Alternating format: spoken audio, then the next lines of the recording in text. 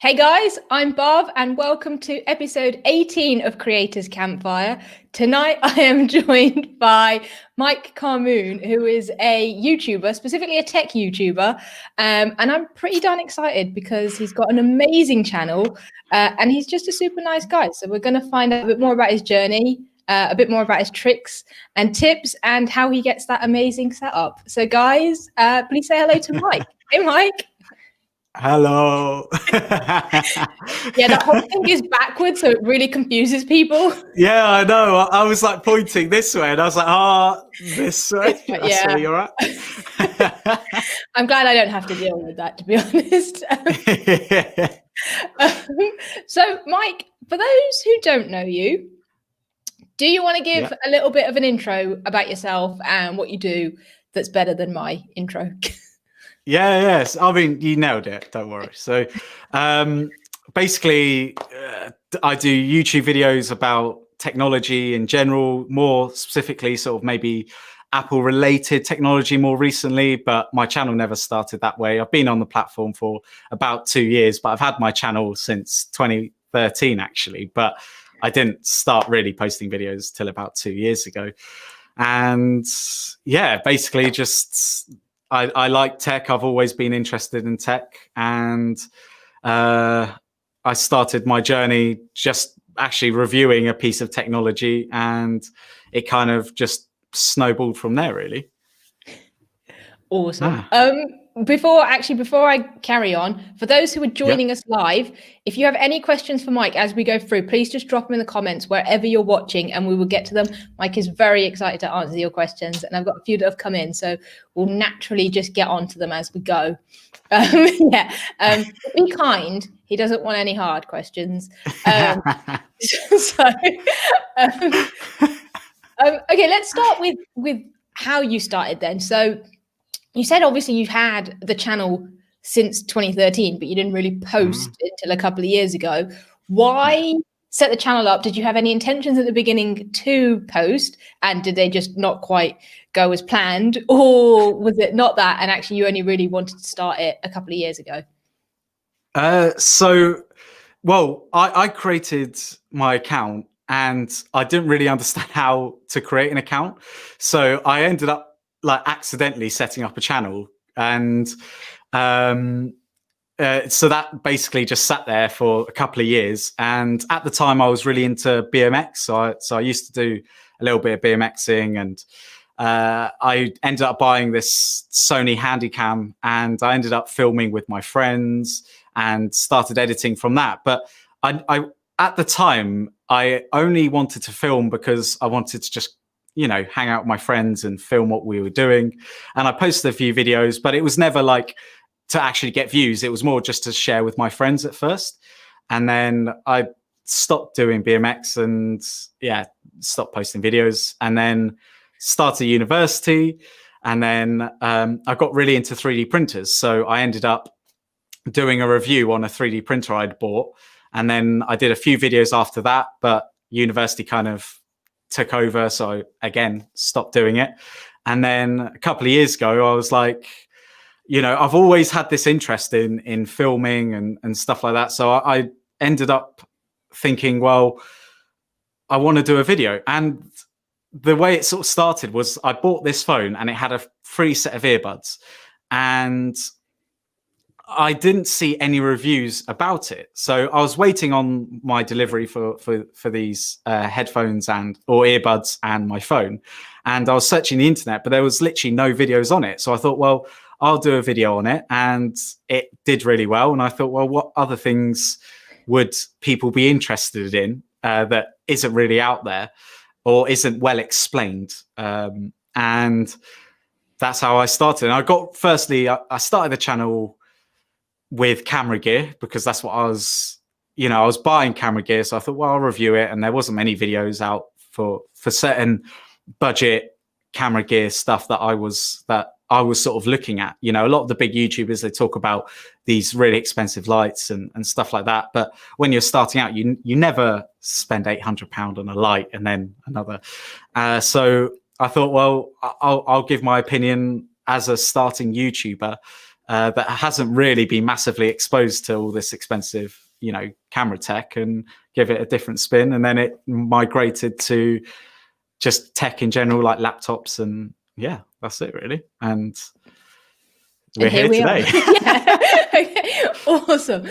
So I guess, did you always have, were you always into tech then? Right. It's not something that has happened. Oh, yeah. Right. It's always been there. So you'd never thought about doing a tech channel? No. Okay. No. It never started off that way. And I mean, yeah, I've always been into tech. Like, I remember being in school and having a Gmail account, and back then it was invite only, and I had only 2 friends in school at the time. It's twice as many as me. And basically, like, one of them had like a dad who was like really into tech, and somehow he got an invite. And I think at the time you could invite like 10 other people. So obviously invited his son onto Gmail, and then I ended up getting an invite. And yeah, it was just this like really small Gmail community, and we were all sending emails like, as I can't remember, like 10-year-olds, 12-year-olds. Like, I can't remember when Gmail started, but I just remember like having a Gmail account, and it was like, oh my God, this is amazing. And it just, yeah, I've always been interested in technology. I was interested in phones when I was younger, but as I got older, I sort of wasn't so interested in phones anymore, and was more interested in, yeah, laptops and general like headphones and stuff like that. Like that's where that's what I review the most, because that's what I like the most. I like different headphones. I like different laptops, or specifically Mac laptops, because I use them so much. And yeah, I'd never expected, especially this, to be here now with, 8,000 something like subscribers, and yeah, and like so many like awesome people. Like it's been crazy. Like my Instagram, my Twitter, everyone's just like messaging and being really sweet and kind, and yeah, and I love the support. And yeah, I mean, I've got more friends now than I ever have had in my life, really. So there you go. That's the reason to start your YouTube, because you will get some friends. You can make friends. Right. There's a best tagline. That's what they should use. No, it's great. And your channel is great. And I remember when I came across it, and it wasn't even that long ago that I came across it, and I was doing my usual annual MacBook review, little research into, is this the year to finally upgrade? And then I came across your videos, and I was like, oh my God, this is such an amazing account. Like, and guys, you can tell by the, like, just watching the stream, if you look at the quality of Mike's stream, right, you know that it's good and the production value is amazing. But he also backs that up with his knowledge and the actual product. So it's not just, oh, it looks great, but he's talking crap. But he's actually talking some sense, and it's great, and it's very informative. So highly recommend the channel. So in terms of, I guess, the journey, and you've kind of touched on it earlier with the equipment. So again, a lot of people think, oh, I might want to start YouTube, but I need that camera, I need the lights, I need all the equipment, the microphone, etc., etc. So how did you start, and how was that kind of evolved over the last couple of years?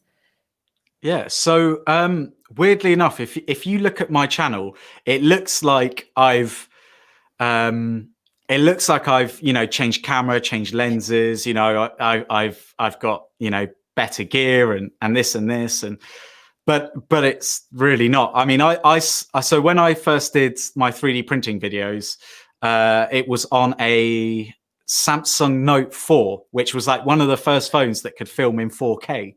And I was like, okay, this is going to be amazing. And I filmed with 4K. I didn't have a microphone. I just filmed straight out. And I mean, even looking back, I was like, it looked good. And then when I started this channel, I mean, I bought, which I still use, I bought this camera secondhand. And it just, because I know people ask, but the camera I use is the Panasonic G80. So if anyone knows anything about cameras, it's a very inexpensive 4K camera. The autofocus is terrible, hence why I'm on manual focus pretty much all the time. And I use a £150 lens, and and that hasn't changed since the beginning of the channel. I've used the same camera for the last 2 years, and the only thing that's really changed is lighting. And it was only recently, like beginning of this year, that I changed my microphone. But that was more like a Christmas present, really, to myself. I didn't actually need it, and I would have been fine with my £40 Rode camera that I have used for a year and a half, and even a little bit before that. So, yeah, when people say, "Oh, should I get this full frame camera? Should I get that?" I mean, I don't think it actually matters, because I think as long as you're sort of producing the right content, you're not boring, and you're just giving information that gives value. That's the main thing. As long as you're giving value to someone, I think people are going to watch. And the only reason why I am a stickler for quality is just because I don't know. I've just always been that way. But the thing is, I'm not loaded or anything like that, and but I mean, even so for those of you who don't know, like, the way that I'm routing everything right now is I've got a £20 capture card that I bought from Amazon. And again, I've got a camera that's, I mean, you could probably find used for about 300 quid, which is still a lot of money, obviously. But I mean, smartphones are more than that. And yeah, and it just works. And, you get better with editing over time. But yeah, I think for anyone starting out, just film, just get started. Don't worry about it being like this. Like, watch my earlier content. It looks rubbish, but it's with the same gear. It's not like, oh, he's got better because he's bought this new camera, or he's got this, really expensive light, or whatever. It's like, no, I've used the same gear. It's just I've learned how to use it, and I think that's more important than the gear that you have. You can make a camera that is £300, make it look like it's £2,000, So yeah, and I don't think there's an excuse to not start if you want to do it. I mean, there are some like amazing people who I speak to and who follow me and everything like that, and like, they're so young and they are just incredible. I just, like, some of them are like 12, 13, and they're just on it. They're putting out amazing content. And I mean, I don't even know where they get that confidence to even get on camera, because when I was 12 or 13, there was no chance you were going to catch me on camera. Not like, even in public, you wouldn't even catch me. And they're just putting themselves out there. And I think that's awesome. So, yeah. Yeah, I think it is that. I know there's probably only like 10, 15, 20 years between us, but not between me and you, between the kids coming up. I'm not that old, I promise. But they do have a kind of different mindset. And I guess social media potentially has a lot to do with that. In that they've grown up with phones in their hands, right? That's just how they are. But you're right, like, going back 10, 15 years, there's no chance. Taking a selfie wasn't even a thing. No. And I guess they've got all this great equipment as well. So you're right, in terms of phones, you can film with just your phone and have such a good quality video that you don't actually need any other equipment. People think they need to buy a camera, right? And it's like, well, you've got potentially a £700-800 phone there that is just as good. Yeah. People's phones right now are more expensive than my probably entire camera setup. That's the funny thing. Like, people, like, I was even thinking about it. I think if you bought an 11 Pro Max, that is the same cost, I think, to my whole setup. And so I just instead of buying a phone, I ended up buying all of this. But I think people have got when I'm looking at these young creators that are putting out incredible content, the tools that are available to them are something that I've always wish I've had when I, was growing up. And I think it's so much more accessible now, and I think I think it's just an amazing time to be a creator, whether you're like way up here or like way down there. Like, and for me, I get messages and they ask me my advice, and some of them they're like, "Oh, I'm surprised you've replied back," or whatever. But it's like, if I can, I will. Like, why wouldn't I? If that makes sense. So, yeah. I don't know. Unfortunately, not everyone thinks like you, and some people do not reply because they think they're above that. So actually, I just do want to point out while we're on it that when I was looking at like your videos and your replies, that you do go in and you genuinely reply to everything. And I thought that stood out to me as well about you and the kind of person you are, because they were thought through replies as well. They weren't just a like or something. It's like you've taken the time. So yes, you've put the content out there, but you are trying to create that community as well, and actually appreciate the fact that there are people that have come to watch your content, which I think is very important, and it does stand out. So that was good. Yeah, I mean, like I've literally, like, on some comments, I've probably spoke way too much. Like, some of my comments are like so long just to reply to like a question like this. But I don't know. Like, I'll just reply the way that I think will help someone. And I don't, to be honest, I don't really think about it too much, if that makes sense. It's just someone has a question, I'll answer it in one way. And if it just takes a small sentence to answer that question, I will. If it's a little bit more complicated, I might get into it. Obviously, as the channel's grown, it's a bit harder to keep replying like after and after and after, just because it just gets flooded. But I do like try and look at all the notifications, and if I've missed something, like I'll try and go back, and just because I think it's important. Like, people are spending a ton of money on this gear. Like, it's crazy. But the thing is, like, I try and even it out, because there's some really expensive gear, but you don't need it. Like, I had a 2012 MacBook Pro, then a 2015, and now I've got like an Air and a MacBook Pro and all of this stuff. But these are things that I don't need. It's just to just speed things up a little bit. I could have easily have worked on that 2015 for another few years. It was hard, but it's manageable. So you don't need the most expensive gear. But yeah, but everything that, let's say, I've earned from YouTube and affiliate links, like, I have literally put straight back into the channel. Like, I've not. I just think. I think we were having this conversation.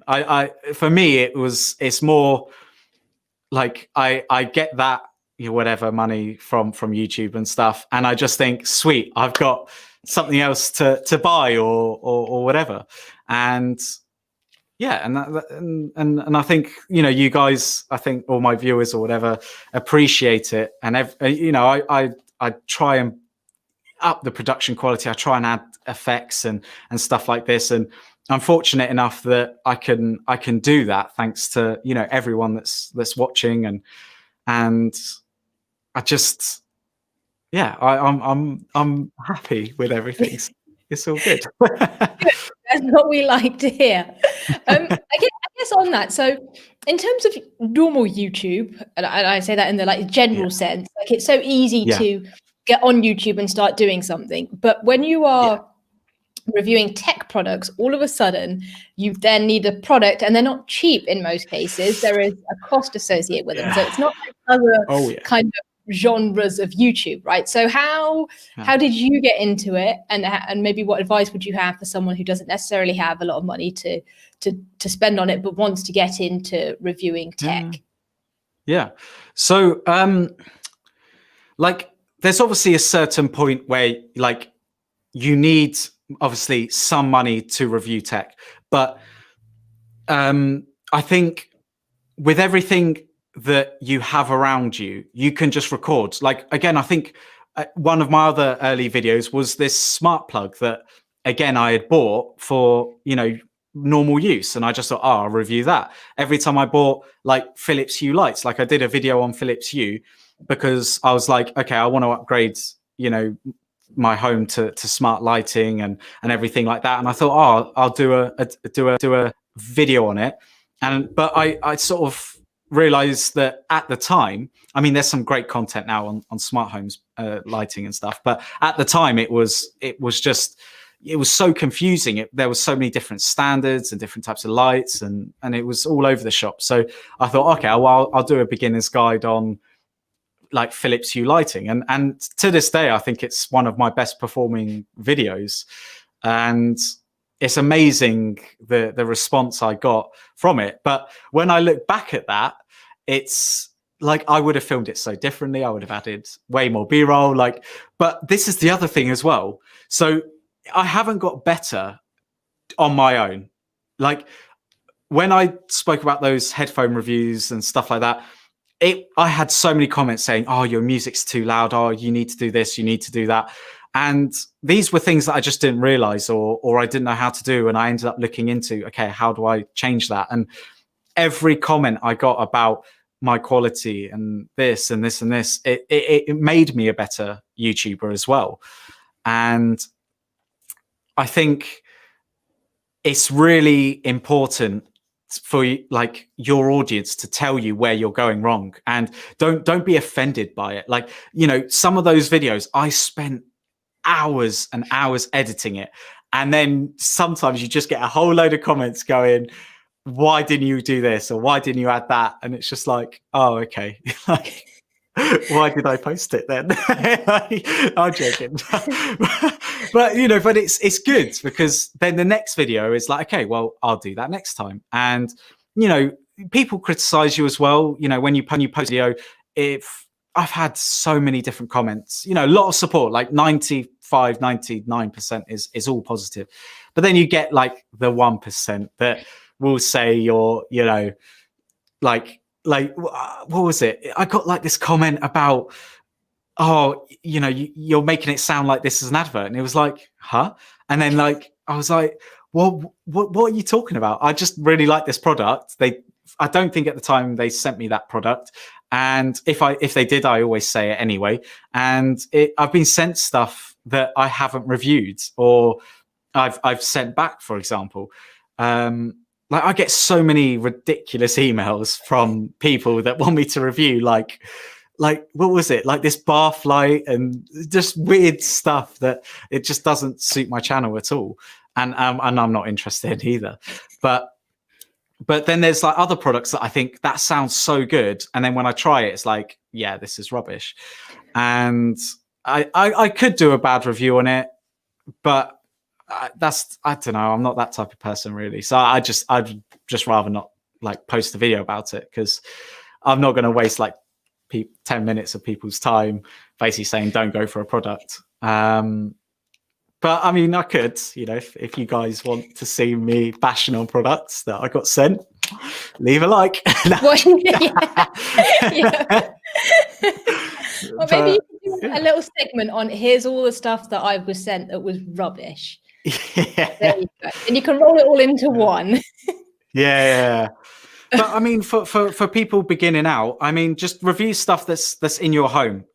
We have so much tech at home, and if you really think about it, like your parents will start buying tech. Like so many of us have Amazon Alexas and Google Homes in our homes. Like, do a review on it, like or do like the top 10 things you would. Things that you use Google Home for. Like, there's so many things that you can do, and you don't just have to do one video on one product. Like, add on top if you're really struggling to buy tech or save up for this particular item.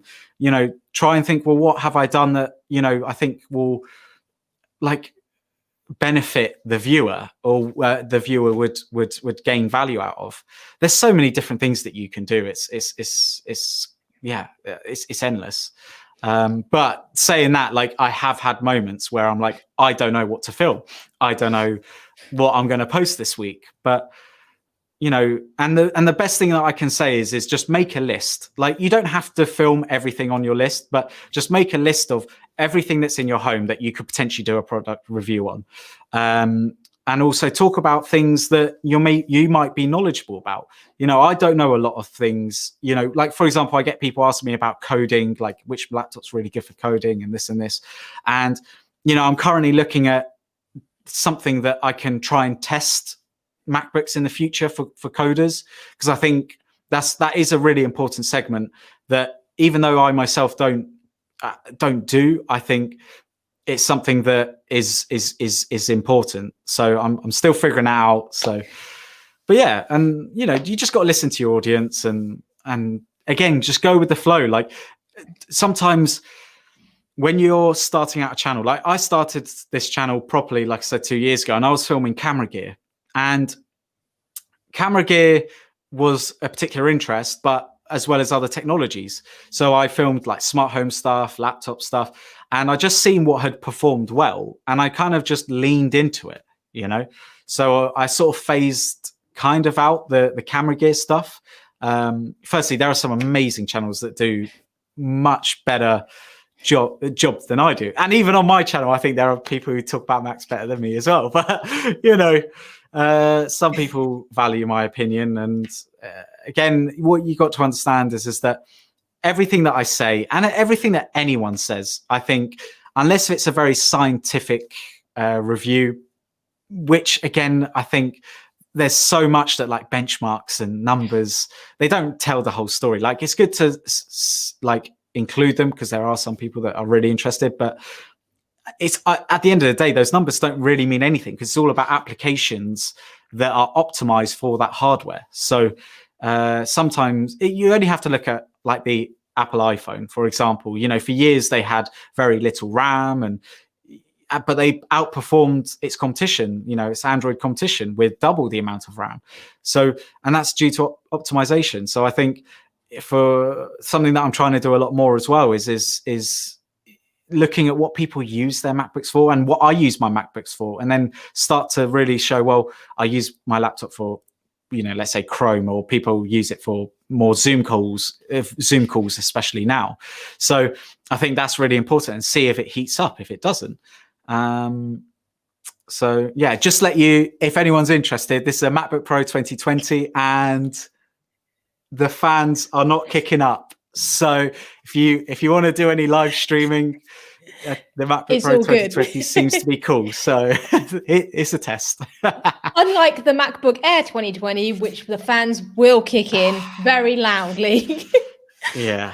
That MacBook Air, I mean, is people still ask me about this MacBook Air every single day. I get comments, I get messages, and it's a controversial MacBook for sure. I think it's great. I genuinely think it's great. But I think the thing with the MacBook Air is that it's still a MacBook Air. It's the same MacBook Air that, that Apple was targeting back in when did they launch it? 2011, something like that. So it's still targeted at that audience, And just because it's got stronger hardware doesn't mean that, so now a pro user can use it. It's like, no, because it's still a MacBook Air at the end of the day. So yes, it's got these new processors and stuff like that, but the MacBook Air has always had these new processors, and you wouldn't, in my opinion, like, use a 2017 MacBook Air to do video, like Lightroom or video editing. I just wouldn't buy, let's say, that 2017 MacBook Air for those things. So I wouldn't, again, buy the MacBook Air 2020 primarily for those things. It will do it. The color accuracy is amazing, and the processor and GPU is really good. But for short things, like, but if you're doing it every day, it's like, well, maybe you should look at a MacBook Air, but MacBook Pro. But the problem is, as well, is before it was okay for you to buy the previous generation. So sometimes, even before I did YouTube, my recommendation was like, just go for like the 2014 or go for the 2013. You're basically getting the same performance, and stuff like that, but you're saving yourself a whole load, But now it's like, well, since 2016, they've had these butterfly keyboards, and for me, like, I know of people who have had problems with them, and that was the main reason why I struggle to recommend it, because yes, they're cheaper, and yes, they do have the hardware that will do the job, but those keyboards are just not suitable. And speaking to my audience as well, they keep their MacBooks for a long time. Like, I thought 3 to 5 years was a long time, but there are some people that have kept their MacBooks for 8 to 10 years. And it's like, they asked me, I'm not going to buy another MacBook for another 8 years. So shall I buy this? And it's like a 2019 model, for example, like, right now they're like £500 off or whatever. And it's like, no, because I can't see that MacBook lasting. Apple at the moment is in this really awkward, almost horrible stage, and everyone's looking for answers. But it's like, I think Apple in 2 years' time, I think will be the Apple that we want. And I say that because I think we want quiet laptops. We want powerful MacBooks, and we want really good screens. Like Apple MacBooks, it's not just about the hardware, like the CPU, GPU, and all of that stuff. It's the things that they provide that other manufacturers don't. Like the fact that the MacBook Pro has a 500 nit brightness. Like, there are still Windows laptops that can't offer that. The fact that they're factory calibrated as well, like really well. And I trust Apple's factory calibrations for their MacBooks. Again, is something that we don't see in the rivals. We see fantastic speakers, we see fantastic microphones that these other laptops don't provide. So yes, there is a premium, but I almost think there's not a premium if you look at the whole package. And I'm sure people will tell me, you're wrong, and like, yeah, get lost. But I think, yes, you got to pay a lot if you want the hardware. But I think for most people, which I think Apple really does target, I think they target that 80% of people who buy it, because my uses are not the same as basically anyone else I know.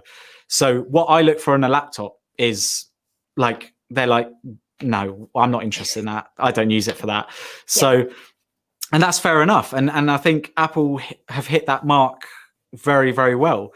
There are obviously things that I wish Apple would do, but I genuinely think that in 2 years, I think there's going to be MacBooks that is just going to be like a no-brainer. Like it's just going to be, buy this MacBook 100%. Like any variant, you'll be good. So yeah. I think that's the thing though, is that right now they're in.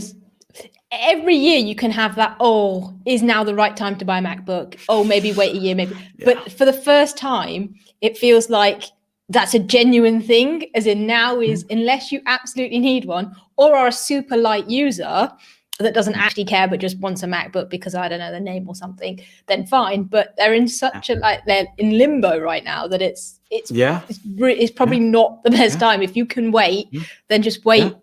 3, potentially even 2 months. And see what happens. But we're going to bring it back because we could carry on talking about MacBooks for hours again. Maybe we'll have to do another segment talking specifically about the future of Macs. So going back to, I guess I had 2 questions off when we started that. One was dealing with the comments in terms of separating the negative comments and taking the good things away from it. And 2 was actually I'll do that separately. You go on that one, and then I'll ask the second one.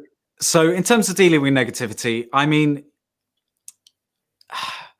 there's 2 types of negativity. There's constructive negativity, where people are negative, but in in like a justified way. Like it's like, yeah, you're right. Like I should have done that, or yeah, you're right. I could have added this or whatever. And it's like, sweet. And some people have done that, and that's helped my channel massively, because if I didn't listen to them, like, I don't know where I'd be right now.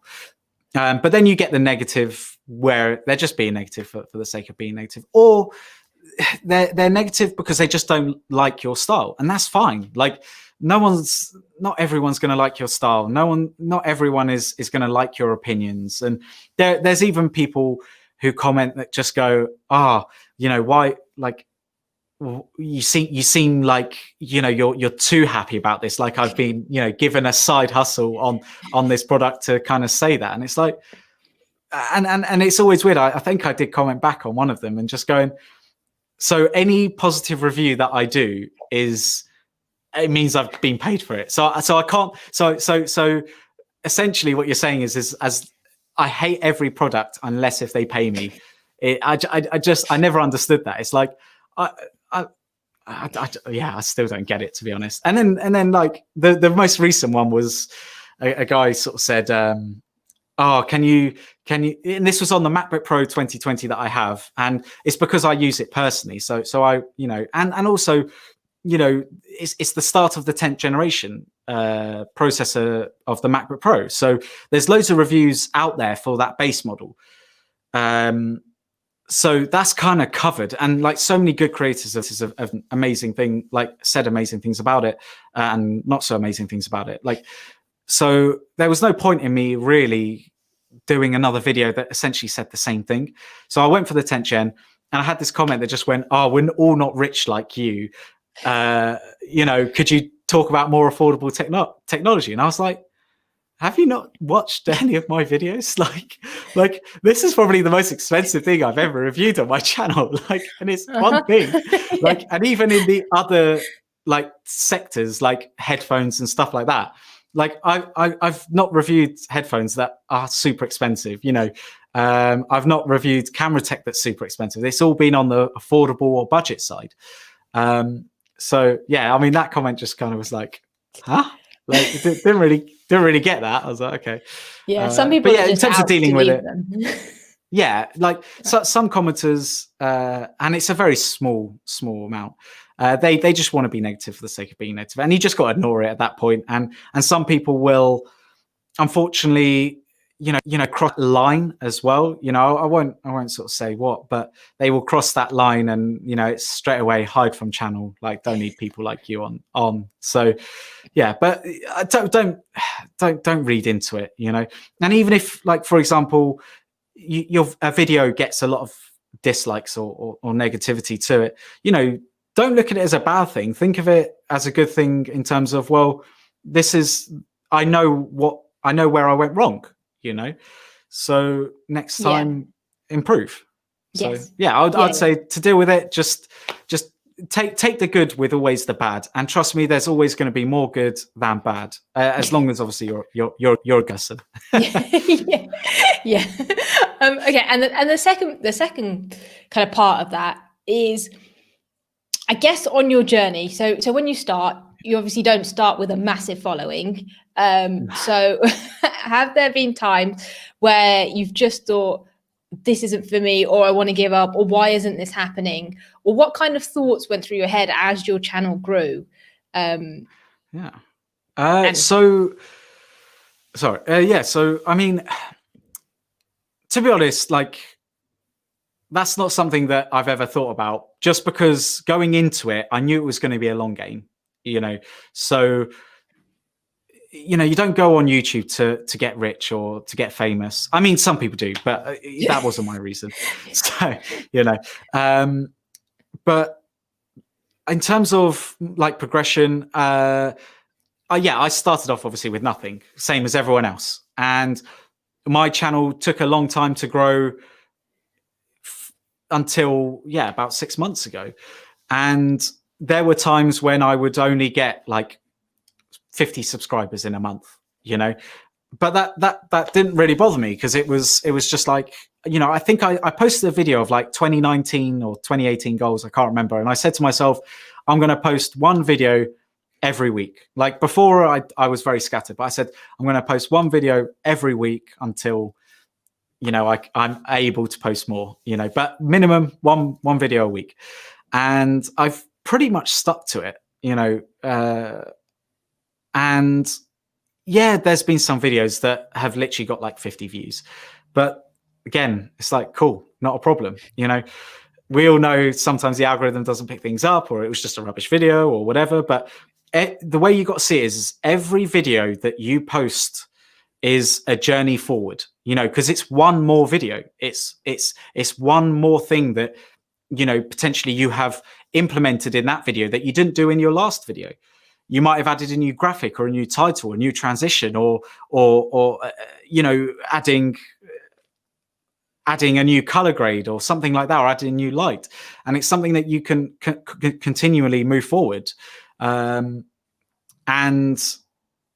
I think don't be disheartened when you're not growing as fast, because it takes a long time. Like, I mean, Caleb Pike is an amazing creator who I follow, and he's got, you know, several 100,000 followers, but he's been on the platform for 10 years, and he's built a whole business around it as well. And he posted this video where he said, essentially, like, I've got a few 100,000 subscribers, but that doesn't really matter.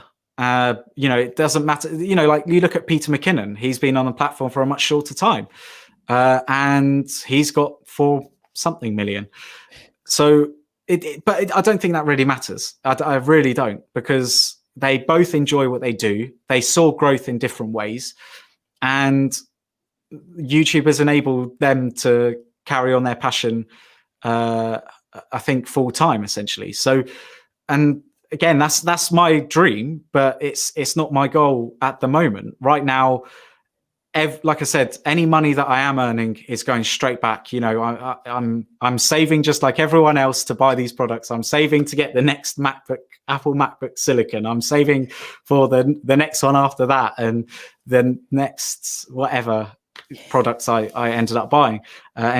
But I see it as an investment. It's, you know, and obviously there may be a point where there's only so much money you can earn to then invest, but right now, I just any penny I have is going back to the channel, and that gives me joy, because I don't think I would have been able to do that on my, you know, 9-to-5 job, because this stuff is expensive to buy almost every other month. It's like MacBook Air, MacBook Pro, then you got to buy this, and then you got to buy accessories, then you got to buy this, and you're like, oh my god, like, yeah, you didn't pick any genre, did you? No, I definitely did not. Like 100%. I should have reviewed as well. T-shirts or something. Yeah, exactly. Right, you need to be on it in tech. Oh yeah. But yeah, so and yeah, recently it has grown much faster, but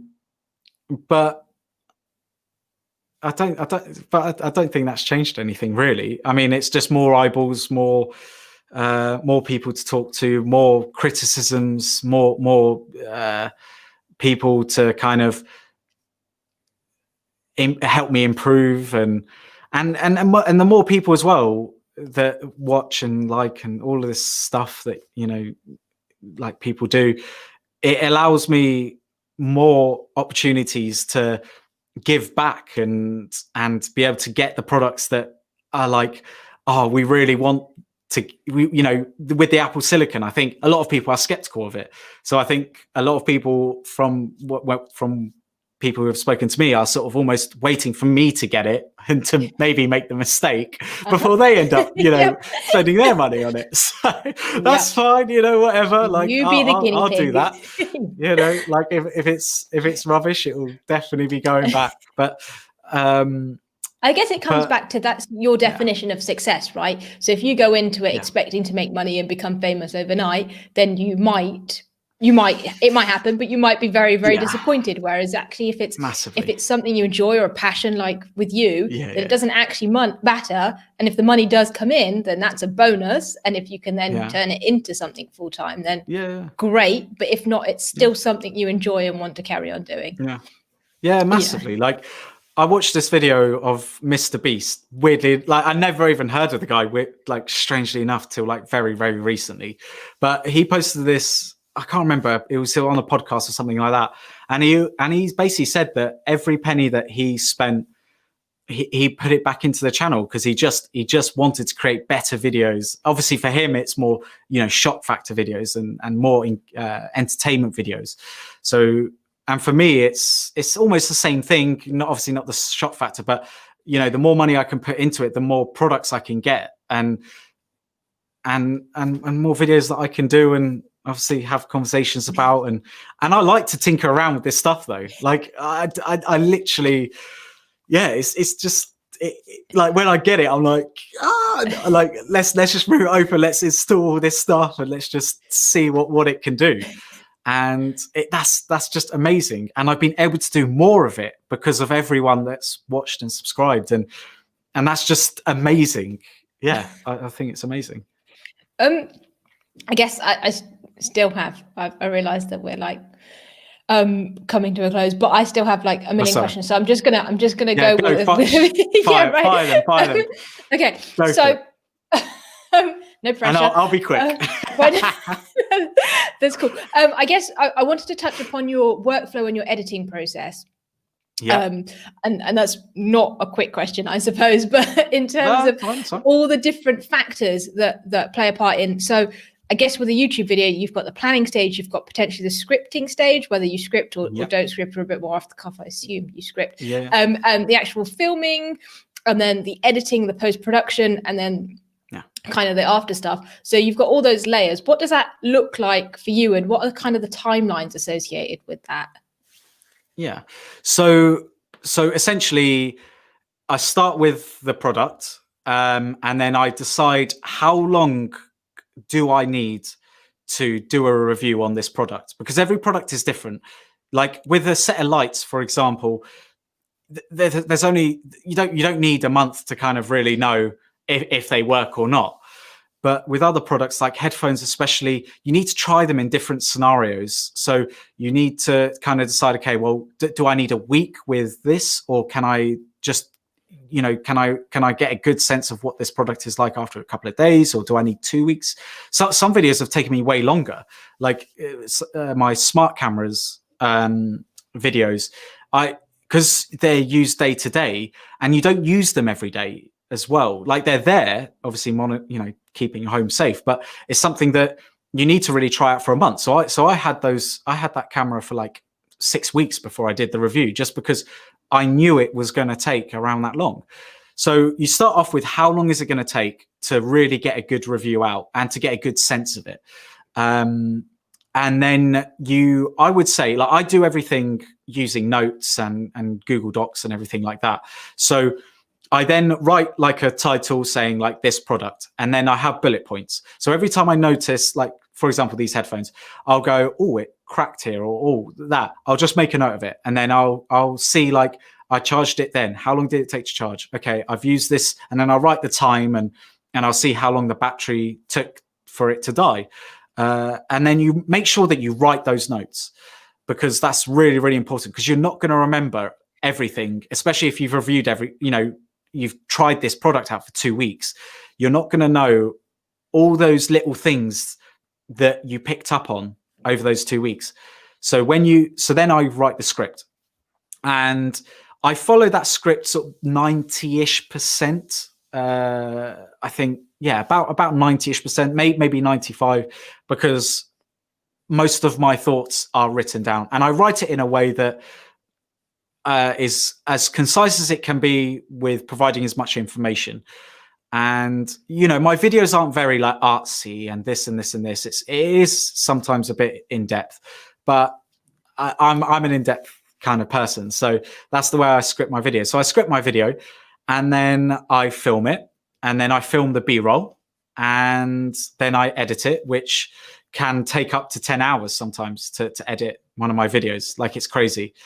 Especially some of the long ones. It can take me like 10 hours. Like now it's a little bit quicker. I would say it's about 6 hours, but it does take me a long time to do that. And then you got to think about your thumbnail and stuff as well. So, but yeah, that's basically a process. But the first thing I do is I write down everything that I want to do a video on, and then I have the notes kind of coming out of it. So it's almost like a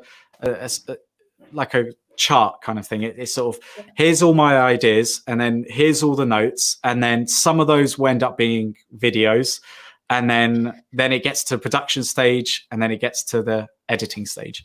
So not every video that I script ever actually makes it onto the channel. Not every product I do makes it onto the channel. But yeah, that's sort of my workflow. Wow. Okay. So, and you use Final Cut Pro, and I do. Yeah. Okay. Have you always used Final Cut Pro, and what would you maybe recommend for newbies? Yeah. So I started off actually on iMovie because I had a Mac at the time, and I think most people do. And the natural progression was Final Cut Pro, so saved for that, and got Final Cut Pro and started editing with that. And at the time, though, weirdly enough, I didn't know about plugins. It was just, I thought that's what you have, so you just got to work with it.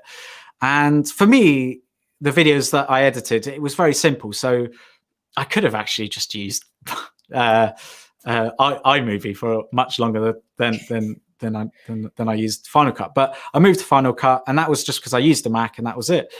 And plugins help, obviously, expand on what Final Cut does, and it's only got better over the years, in my opinion, Final Cut. But nowadays, if you are starting out, start off with iMovie. I think that's a great starting point.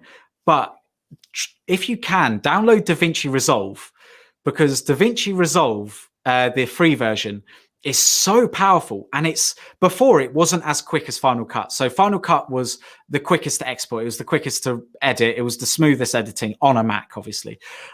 But now with DaVinci Resolve, it's like beating it in almost every aspect.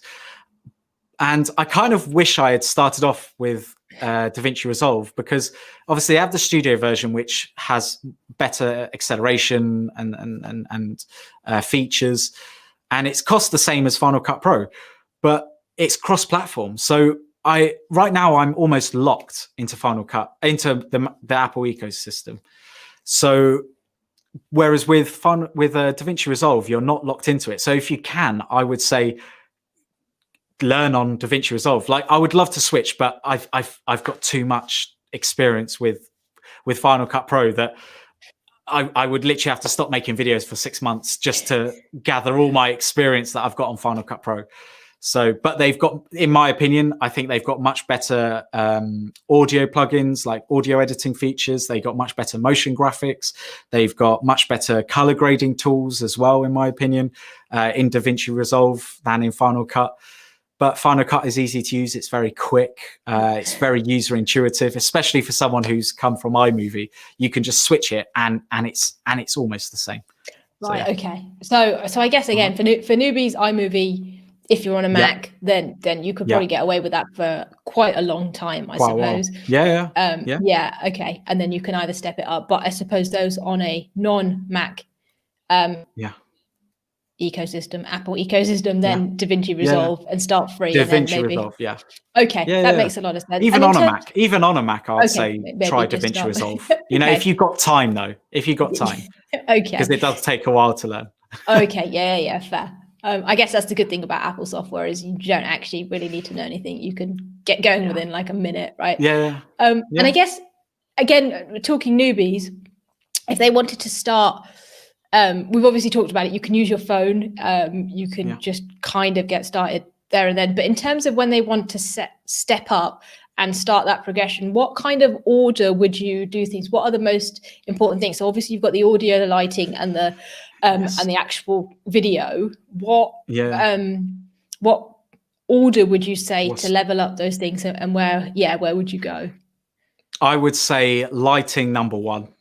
You know, weirdly enough, people say sort of audio I would say, oh yeah. So I think the camera is definitely the last thing, because whatever you're using, it's going to be good quality, you know, and it's enough quality for most people to watch your videos. So I think that's the last thing that you should invest your money in, 100%. The first thing I would say, depending on the camera that you're using, if you've ended up getting yourself a inexpensive DSLR, I would say buy yourself a microphone, and just try and use natural lighting. But yeah, for sure, a microphone. But if you can, invest in lighting, because the only difference that I have done from when I had started making videos to now is my lighting. Like, my audio and my camera has basically stayed the same for the last 2 years, but it's my lighting that has changed, and editing as well. I think, being able to use your software properly and learning it, and that again takes time. Like when people are like, "Oh, what's your lighting setup? What's this?" It's like, it's not as easy as that. There's so much that goes into it, and everyone's room and space. Like, I mean, we were talking about it the other day. Like my space is. I'm fortunate that it's a little bit bigger, but you for some creators, it's like they can't have a big softbox and a massive light and then a massive C stand and all of that, because that then you're left with like this much to film a video, because you got a light like just over there, so it doesn't work. Oh, it's quite warm. Yeah, but yeah. So I would say lighting if audio is really bad. But yeah, but again, I did most of my videos with a Rode Video Micro, which I think sells for about £40. So don't buy the most expensive microphone, because most cheap microphones are pretty good now. And Armando Bites or something like that, he posted a great video recently, like literally a couple of days ago, about cheap or very affordable microphones that YouTubers can use, and they sounded awesome. Like, yeah. So and to be fair, I would go for their recommendation, because they were saying that the Rode Video Micro sounded actually the worst out of the lineup. So check out that video, because I think they said the Movo was the best one or something. So yeah, buy a Movo. Yeah. It's about the same price, but yeah, buy the Movo one. I think it's basically apparently a better version than the Rode Video Micro. Yeah, I have heard about the Movo. I will find the link and put it in the description, guys, for you guys to check it out. But yeah, okay, that makes sense. So I have one last question that I'm going to squeeze in. I hope. Yeah, go for it. Okay, so what are the biggest misconceptions people have about YouTubers, do you think? Oh, damn. Biggest. Oh, Or what did you think about the YouTube world going into it that has turned out to be very different? So it's not easy, 100%. And I have more respect now for creators at any level than I have ever had before, just because I understand the level of work that goes into a YouTube video. And anyone who's watching that makes YouTube videos knows that it's not just, writing the script. It's not just filming, because the filming is probably the shortest thing out of the whole process. Like, it takes me like 20 minutes to half an hour to film a video, but it takes hours to write the script. It takes hours to edit. And that's yeah, so I have a lot more respect now. I think also in terms of monetization, I think people again have a massive misconception that you earn like a ton of money from YouTube. That's not the case. And I think as well, like I get comments like, for example, like, oh, why isn't your channel much bigger and stuff like that. And it's like, but I don't really understand that comment, just because like yes, my like quality is good, or so I've been told, but at the end of the day, like, I'm if you're enjoying it, like, who cares if I've got 1 million subscribers or very few. at the end of the day, if someone's enjoying it, then that's the main thing, really, because I like making it. So whether I still enjoy it when I had 300 subscribers to now, and I'm sure I'll enjoy it if I get any more. So yeah, you absolutely will. I promise you. There's no guarantee. It might just, but I'll still be making, I'll still be making videos. It'll be like, yeah, Mikey's down to like 1,000 subscribers, but he's still going. He's still going. Bless that spirit. Yeah. No, that's cool. I think I was definitely one of those people that was like, how has this guy not got like 300,000 subscribers?